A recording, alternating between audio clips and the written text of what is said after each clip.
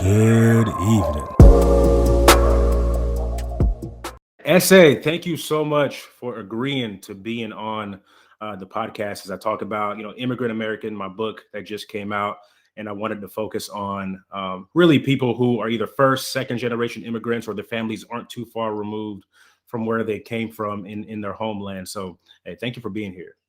Thanks for having me. I love this topic. No, definitely. So real quick, I know the reason why I even know you or who you are. This was June 2020. I saw you on the I Am Athlete podcast, and had discussed this topic where essentially, in a nutshell, you talked about how whenever you walked into work, it felt like you almost had to suppress your blackness or leave a part of who you were at the door in order to make people feel less comfortable or less uncomfortable, I should say. And I remember you were talking about that. I think at the end of your statement, you said never again. Yeah. And at the end of that, I'm pretty sure at the same time, I said never again out loud with you because I felt that, right? Because I was at the University of Notre Dame, worked in the NFL, worked in the intercollegiate space, and I really could relate to that. And I think that's probably a feeling that's pretty, it's pretty familiar in a lot of Black communities, no matter where you're from. And so whenever I saw that, I just appreciated you so much. I shot you a message on Instagram. We had a little brief exchange back and forth, and then I DM'd you again and asked you to be on here. So man, really just appreciated you being responsive and being so welcoming to that. No, I appreciate that. Yeah. So I just want to ask you, right? There's there tends to be there's almost a stereotype, right? Like in African families, you want to be a doctor, a lawyer, an engineer, or you're a disgrace to the family, right? And you did it, right? You're the lawyer. You actually made it in law. So one, I just kind of want to talk about your path, and then we could dive deep into that later on. But what's your family story? How did your family actually get here to the United States? So I am proud to be, half Nigerian and half, African American Black. So my mom grew up in Kansas City in Missouri, and St. Louis, Missouri, growing up. And then my dad is from Edo State, in Nigeria, and came over here for college. So he's actually been here since the 70s. He likes to say he's more American than most Americans because he knows everything about America. So he went to school in Marshall, Missouri, and then moved to Kansas City after. So that's how he met my mom in the 80s. And, during that time in the 80s, everybody was being Afrocentric, and my mom was a part of that. And so she met this 6'4" Nigerian and fell in love. And, so that's how, our family started. And for me, I think I literally just grew up with the best of both worlds. Like I had Sunday dinner, but on Friday night, I was at a Nigerian party. Saturday night, I was at a Nigerian party till 2, 3 in the morning, waiting for my parents to stop, kicking it. So for me, I really grew up with both cultures being very strong. And my dad was very particular on us, our names. We don't have American names. We go by our full names. He was just really big on us knowing where we came from. And I think he felt— Is your full name Esé? Yeah, my full name is Esé. Got it. But he really wanted us to appreciate our Nigerian culture, especially since most of my family I grew up around was my American side. So he really, instilled a lot of strong culture in us and made sure we were very involved in the Nigerian community. So I always knew I was going to, do well, and school came pretty easy to me. At first I wanted to be a doctor, for most of my childhood. And then I said, no, I think I need to be a lawyer, which they were totally— you fell right into the career. So like you was right along with it. Right into it. And then I told them I wanted to work in sports. And that's when they were like, now what? Because they thought I was going to graduate from law school and be making, hundreds of thousands of dollars and go to a big firm. And that is just not the path that I took. Like, I was like, no, I want to work in sports. I'm going to work my way up. So I took an internship with NFL Films after law school, after I graduated. And I was broke. And they were like, this is not what we talked about. This is not the trajectory.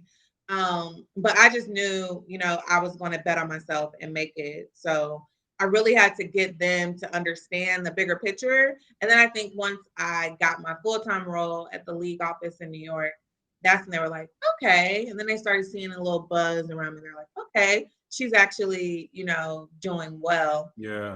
But the sports thing was definitely not something that they were prepared. They just thought I was going to be this rich corporate lawyer and nobody's going to have to work again. And that is not how it happened at all. It's and you know what? It's not even like the flex that it's taught out to be if it's making you miserable and if it's not what you actually want to do. Facts. Did you ever feel I've never put money above, my passion or purpose.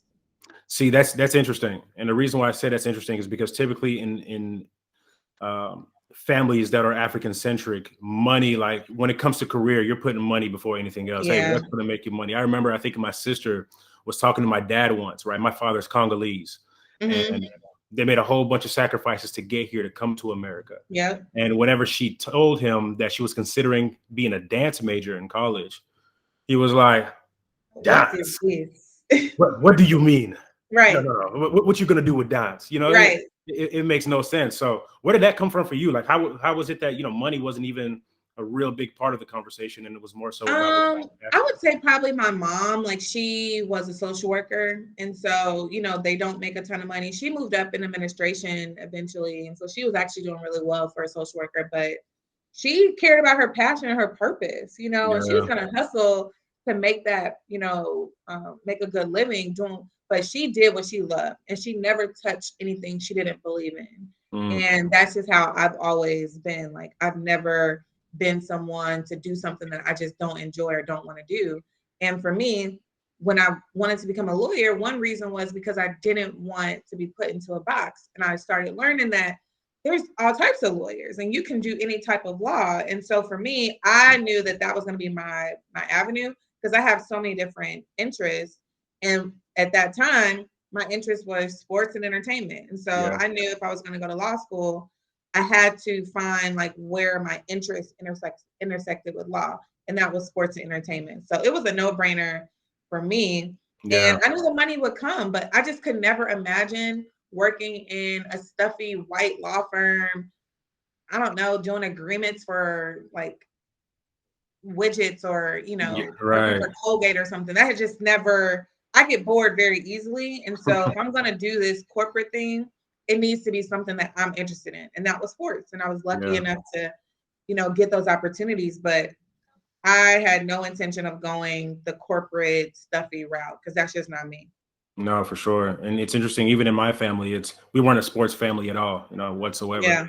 I was fortunate to go and play football collegiately and, got to work in the NFL, worked for the Miami Dolphins. But look, we talked about politics at home. We talked about education and make sure you get the grades. Same. Okay. Same. I was the first person to, play sports in college in my family. I was the first person to, go to law school. So for me, doing the sports thing was very, very new because I didn't come from a sports or entertainment family at all. But, I think I was also one of the first people to even dream big enough to do those things, because I don't think, especially growing up in Kansas City, there's not a lot of famous people. There's not a lot of people that leave. And if they leave, they probably don't come back. So you still don't see them. So for me, I'm just grateful that I had the dream, that was big enough to even convince this Black girl that she could work for the National Football League because there weren't many things telling me I could do that. So, and my mom and dad, they always did believe in me. Even if they thought they didn't understand it, they believed in me because they knew that whatever I put my mind to, I was going to get it done. I love that. I think that's probably that's the sacrifice. I think that's what makes it worth it. It's not so that you can attain the quote unquote American dream, but giving somebody the hope or even the possibility that you can dream to do something that people before you never would have thought that they could have been able to do. Exactly. And I think, to me, that's what, the sacrifices really fight to achieve. At any point, did you ever feel like you were trying to hold on to your roots, your maybe Nigerian identity, or even wrestling with the identity of, here's my American side and here's my African side? I've probably gone through that a little bit. While, my dad is very present in my life and, but he doesn't have a lot of family over here. So again, most of my upbringing was from a family standpoint was with my American side. But that being said, I'm a very proud Nigerian. I live and breathe that.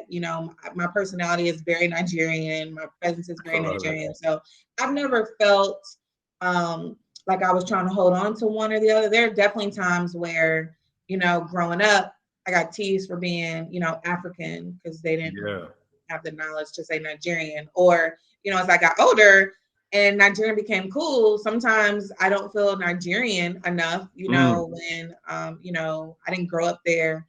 I don't have like strong, like connections with, my cousins over there. So sometimes I do feel like maybe I'm not Nigerian enough. And then there's times, when I was younger where I didn't feel American enough because, we would wear African clothes to, church and stuff. But for me, like, I love the dichotomy of who I am because I truly am an African American. Like my dad used to say, you are a real African American, because I know where I come from and I have a strong history, but I also have a very strong heritage in America. Like I come from a very strong Black family and we know our heritage, we know our, our lineage. And so that's dope. And it's full with strong women. So for me, I'm so comfortable in who I am and being a Black Nigerian girl from Kansas City, from the Midwest, all of those things, any room that I walk into, you're going to get all of that at some point. Yeah. And that's one thing that actually, whenever I came to the United States, they kind of warned us, the Congolese community that I grew up in Dallas, Texas, they're telling us, hey, look, you probably got to watch yourself whenever you're around African Americans, right? They tend to be a little like this. They tend to be, Black American girls. They tend to be a little crazy. Watch out. And I'm like, what? Really? Okay. Yeah. So, so there's, part of me there's a silent beef that a lot of people don't talk about between the Black community, the American community, and the, the African community. And, it's very sad because I feel like I'm like right down the middle.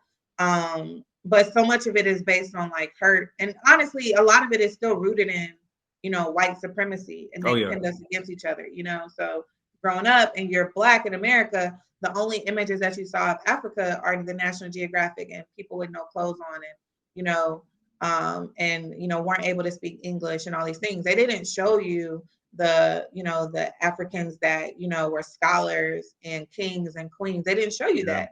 So I don't necessarily blame, a lot of people back then of their ignorance. Now you have enough information to know. Oh, yeah.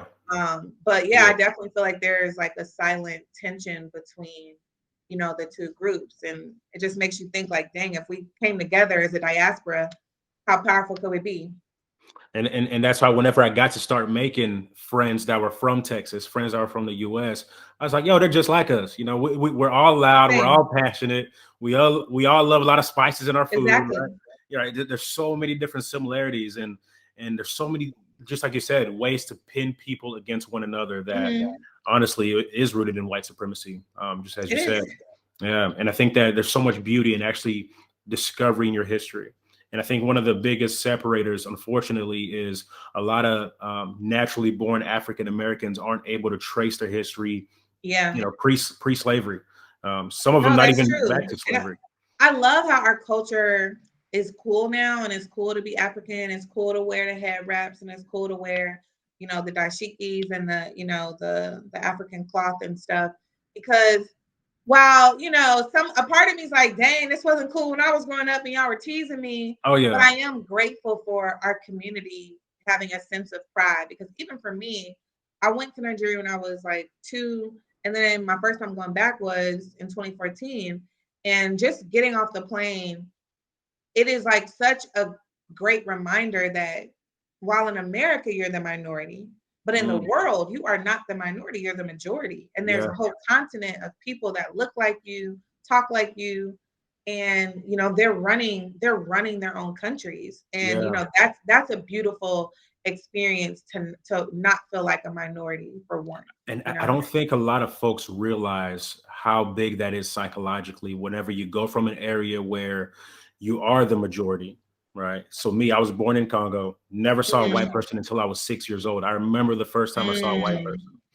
And then we moved to South America. We we moved to South Africa. We lived in Uh-huh. Johannesburg because we had to flee Mm-hmm. the war in Kinshasa.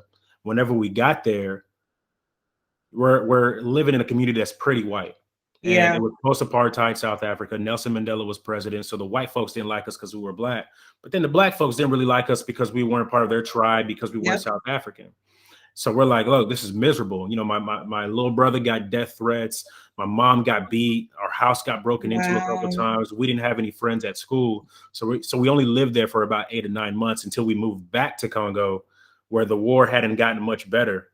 And Really? then by the time we actually came back here, we decided as a family that we were going to move to the United States because we had an uncle that lived in Texas. And whenever we got here, I'm looking around. I'm like, oh, this is really diverse. Because in Irving, Texas, where Right. we landed, you had people from Saudi Arabia, you had people from Iraq, you had Mexicans, you got white folks, you got black folks. I loved the apartment complex that Yeah. we lived in. And we had a Congolese community too, so it kind of felt like home. That's So whenever dope. we were inside of our apartment, it was like, okay, you smell the food. It smells like, Congo. But it Mm-hmm. was almost like the front door was a barrier between two worlds. Right. Yes. So as soon as I walk out of the front door, I'm like, okay, this is America. Yeah. And then we moved to the suburbs in Keller, Texas. And in the suburbs, I'm like the only black kid there. So now I'm like, all right, first of all, moving your kids to all white schools isn't the flex that you think that it is. No, it's For a lot not. of people that do. But whenever we were there, I'm like, okay, so I don't know if I should think about race or if I shouldn't. But at that point, I'm just trying to make friends at school because I didn't have any friends in South Africa. Yeah. So I got really Mm. good at being able to navigate different cultures, different circles. For me, it was Do you never, feel like you code switched? Like, no, were I you never code felt like I switching? was code switching. Okay. Yeah, that's one thing about me. I never felt like I was code switching. I always felt like I just had a really good like intercultural competence. I That's dope. understood. For me, like the biggest thing is how can I communicate with this group of people? Can I get my Right. message clear to this group?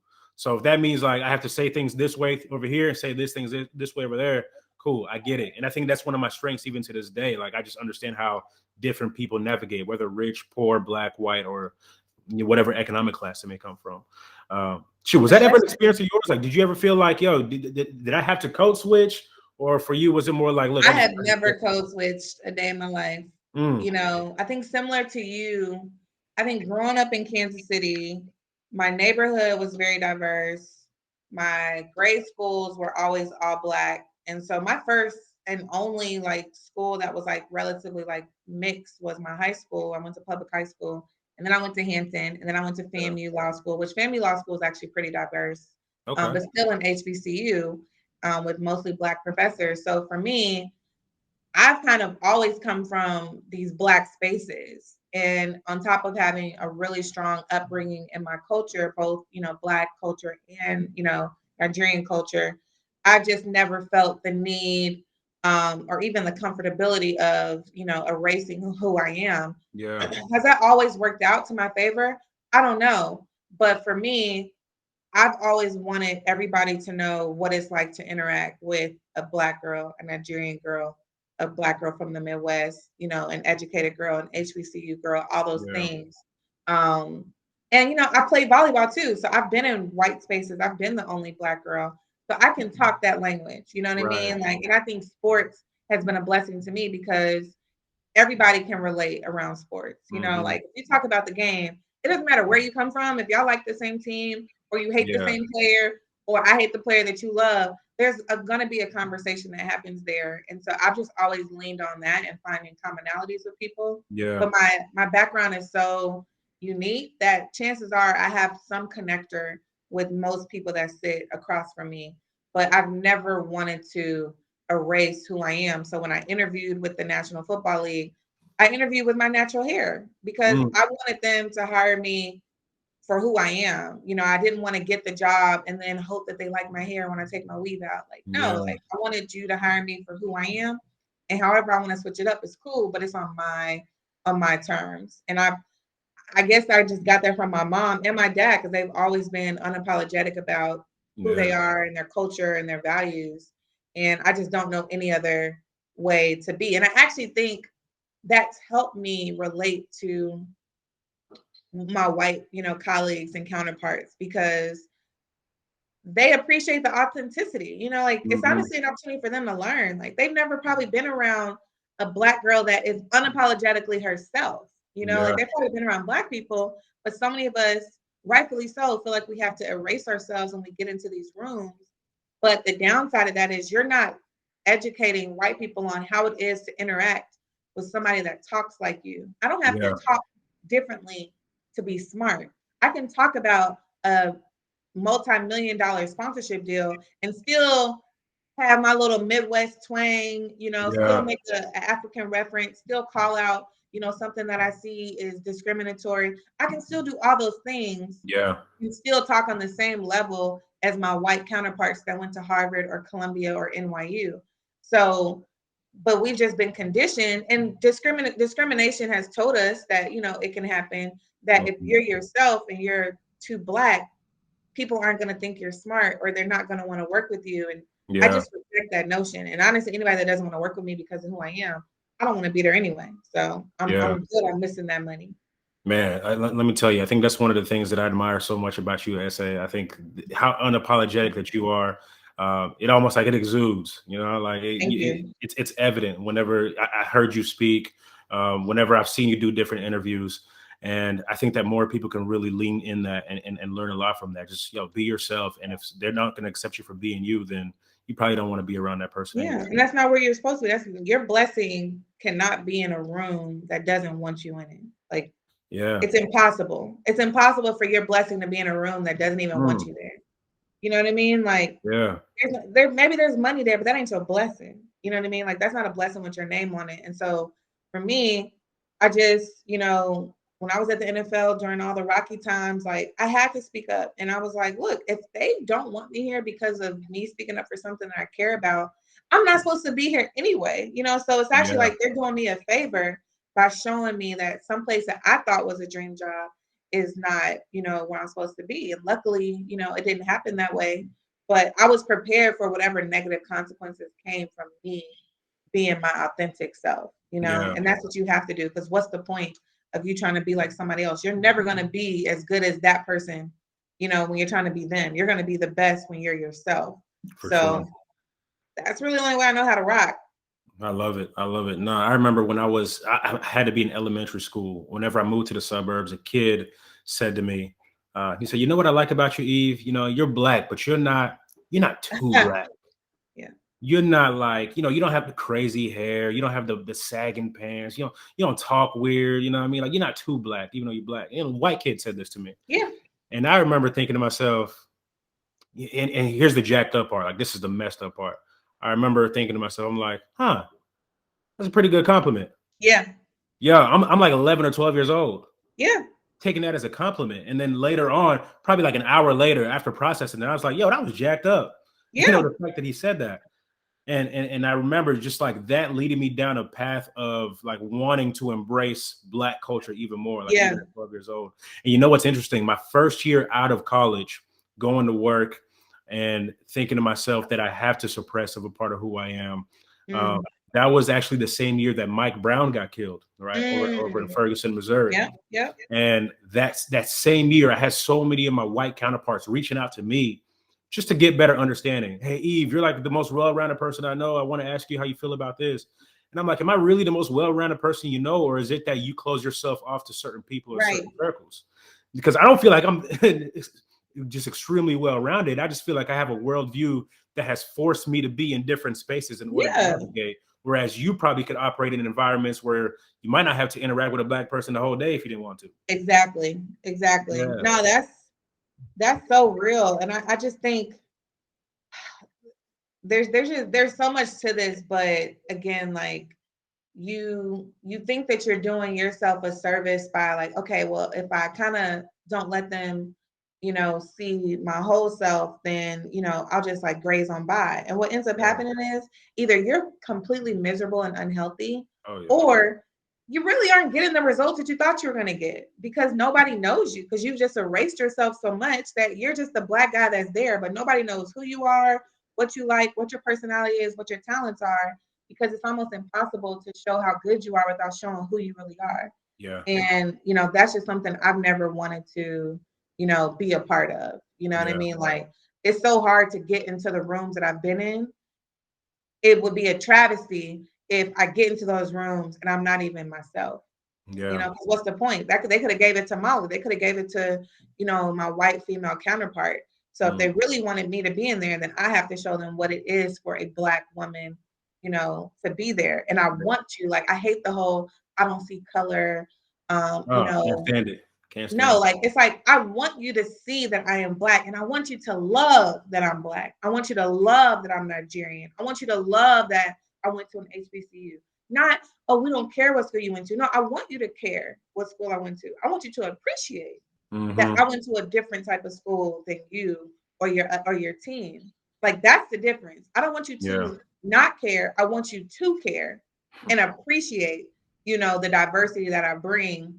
And that's just where a lot of spaces are still trying to figure out. And it's like, oh, let's not pay attention to their school. Let's not pay attention to their name. It's like, how about I want somebody whose name is Eve. I want somebody whose name is not Adam, whose name is not John. That's really the next step in DEI, right? It's not, we just don't want to, let's not look at all these things. No, why can't we get to the point where we look at these things and we want, okay, we have 5 Black people on the team, but all 5 Black people went to Harvard. So is that diversity? No. You know, okay, we have all Black people, but they're all African. They're all Nigerian, smart. That's not it either, right? Like, you need the Nigerian that went to Harvard, but maybe there's, you know, a Congolese that went to, you know, a state school. Yeah. Both of those people belong on the team. So you still have to break down those barriers, but you're not going to do that if you just act like, oh, I just want to like strip all these things and I don't really want to know who you are. I just want to appreciate you being there. No, you can't do that. You have to know exactly who I am and appreciate how all those experiences make me a good teammate to you. Yeah. See my colors, see my experiences, and embrace that. And embrace see how it's it. actually an asset to what Exactly. What Exactly. I don't want to hide it. I'm gonna wear my red lipstick. I want you to know I don't want to be one of the boys. I can talk football with the best of them.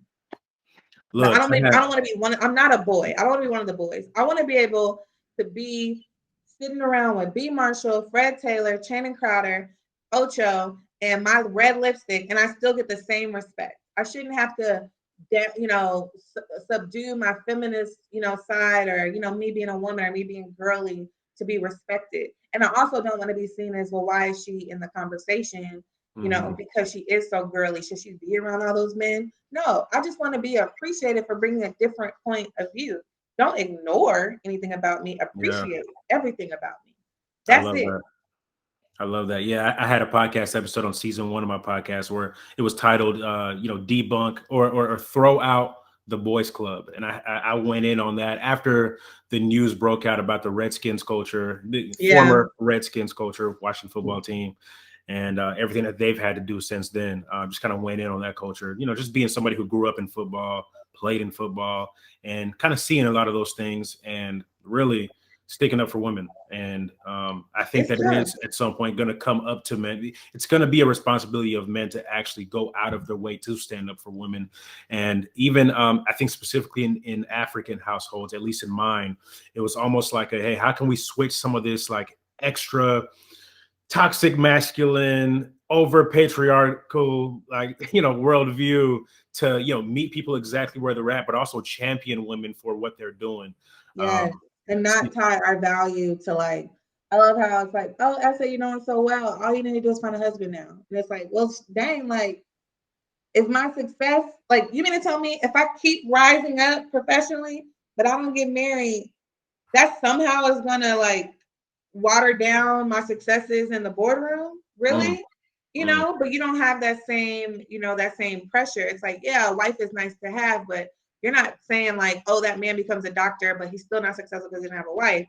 It's not the same pressure, you know? And so that's where then you have to examine. Well, if I could, often trumps race. That's a big thing. If I could push back a little on that, because it has been shown that married men actually tend to have better career trajectory or better career success. It's very hard that you find a C-suite level executive that's a man that's also unmarried, or even a tier below that, right? So pressure exists. I agree, but it's also hard. It's also much easier for a man to be married and climb the corporate ladder, right? Because you get to say, oh, my wife is going to stay home. I can work late nights. But when a woman wants to do that, well, who's going to watch your kids? I've literally had people that say, you're so ambitious. Like, do you want a family? And it's like, wait. Why can't I be both? Like, literally, it's like an assumption. Like, I mean, do you even want to get married? Because I mean, you're killing it. And it's like, why can't I want both? And why is an assumption tied to that? But you don't say that with the man. So your point is exactly my point, right? Like, if I see you and I'm like, damn, Edith's doing well, at no point am I thinking, dang, he's really ambitious. Does he not want a wife? I never think that. That is never going to be a thought of mine. But a lot of people can see me and see me on social media and my resume, and they're like, I guess she doesn't want to settle down, slow down for a man. And it's like, why do I have to slow down, but a man, doesn't, right? And that's the thing. There's so much that goes into that. And how do we create a space and culture for women to have it all, just like men can have it all? But if we don't get that, because it is harder for professional women to find husbands that appreciate their ambition and careers, especially if you're Black, how can we create a space where it's okay for them to not be seen as, failures or, oh, she chose her ambition over a man? Like, no, like she just happens to be a boss that's single right now, instead of like making it a negative, because there are so many things that go against having a successful relationship for a Black woman that's ambitious. Yeah. No, that's so true. That's why any chance that I get, I always try to champion my wife as much as I can, right? I see you. Right. You do a good job. You do a good job. I mean, look, beautiful Black woman who's also a brilliant when it comes to like business systems and processes, killing it with her entrepreneurial spirit, but just always does a great job of just being a wife, right? Yeah. And so I always try to just like, hey, let's highlight that before we actually just start having kids. And then whenever we start having kids, we're going to brag about that even some more, right? Exactly. So, I love that. I love that. Yeah. So, hey, I appreciate all your time. I just have just one last question. Yeah. Before we wrap this thing up, I know that, you grew up around a lot of Nigerian influence. And I'm sure that you probably grew up with a lot of different African culture influence. Who has the best jollof rice? Because people try to. Listen, I'm not going to, first of all, because I feel like you're trying to trigger me. You're trying to bait me into something. Nah, it's honest. Here's the thing. Nigerians absolutely have the best jollof rice. That being said, feels very biased, but go ahead. That being said, it comes down to the cook. Like, there's dope ass cooks that make, Ghanaian rice is bomb, like Liberian.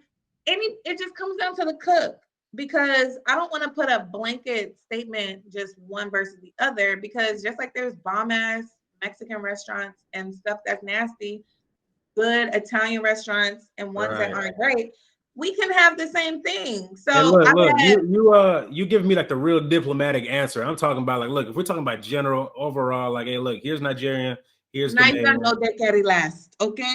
Like, that's always gonna be the answer. But I have had really good Ghanaian rice. I have. But I think it was just because that lady knew how to cook, not because of where she was from. Because I'm sure if she did it the Nigerian way, it would have still been bomb, And my family can cook. I can't speak for if y'all eating at families like everybody Nigerian can cook. Oh yeah. So you can't just be sitting down at everybody's table and holding them to the same standards, And look, this past week was Thanksgiving, and in my family, in Thanksgiving, you bring a lot of Congolese dishes. So I've never had Congolese rice. Oh, well, I mean, Congolese rice is, it's rice, right? It's whatever. But like there's the most popular meal in Congo is called pondu. And pondu is cassava leaves cooked with specific oils, specific spices, and it has to be a certain way. It takes 4 hours to bake. No, not too much spice, but you can make it spicy if you wanted to, right? There's a pepper in Congo called pile pile. Yeah. Gotcha. Yeah. So pile pile used to be one of the hottest peppers in the world, which could only be found in Congo. So they used to be able to throw that in there. I don't think that's really one of the ingredients anymore, but depending on who's making it, I don't eat everybody's Congolese food. Listen, you can't. You literally can't, because everybody's not equal, no matter where you're from. Like, I want to go to somebody where, they got a reputation in the streets that they throw down. Because that's really, I have to, if I'm gonna like really decide on the test, I need to know that chefs on both sides are bomb. Because what you're not gonna do is put a trash Nigerian chef up against a really good Liberian or Ghanaian chef. Like, no, we're not doing that. Everybody gotta be on the same level. Same level. I got you. I love it. I love it. That's my answer. Nigeria. Okay. Look, I'm trying to find an answer to the debate. Chapter 2, maybe chapter 3 of my book, I talk about the Jollof Wars specifically because, you know, for some people it's lighthearted. For most people, it's very serious. Here's the thing. At the end of the day, Nigeria is the heartbeat of Africa. And that's what we do. Come on now. Whoa. Stop. We don't have to go there. Well, it is. Well, if there was one African country to be added to the G8, who do you think it would be? Let's take a wild guess. Y'all are well, you know what? Honestly, it would probably be South Africa right now. No, it would not. No, it would not. It would be Nigeria. Nigeria has the most resources. No, they don't. They have a lot of petroleum. I mean, yeah, great for gas. Yeah, Congo I mean, every given oil year runs the world. Yo, $16 trillion worth of resources in Congo, including 96% of the world's supply of coltan. Our phones, I know that, and I saw that amazing documentary. And honestly, it's a travesty what is happening in Congo, you know, and everything, because you guys are so resource rich. But that's a problem in Africa, you know, the corruption that has really raped the continent, you know, because from a resource standpoint, nobody should be able to see us from a resource standpoint, you know, but the patriarchy, the white supremacy, and, you know, just the crime that happens over there against our nations, it's crazy. But at the end of the day, Nigeria is, and I don't make up the rules, but Nigeria is the heartbeat of Africa, and it is the most populous country in Africa. Okay. No, look, I'll give it to you. Matter of fact, you know what? In one of my other episodes, I talked to my friend Tope, who someday plans on running for president of Nigeria, and he came up with a plan about how we can fix all the Creolism and the corruption and the greed in Africa. So I'm happy to help. So tag me in, because we need to do it. And everybody who's listening, make sure you go check out that episode so you can contribute to helping Africa as well, especially for Africa. But hey, Esé, appreciate you so much. Thank you for doing this. Thank you for being on here. Great conversation, and hopefully we get to talk soon. Yeah, no, I appreciate it. This is awesome, and you know, hit me up if you ever need anything, bro. I got you. You're awesome. Keep doing this good work. Will do. Good evening.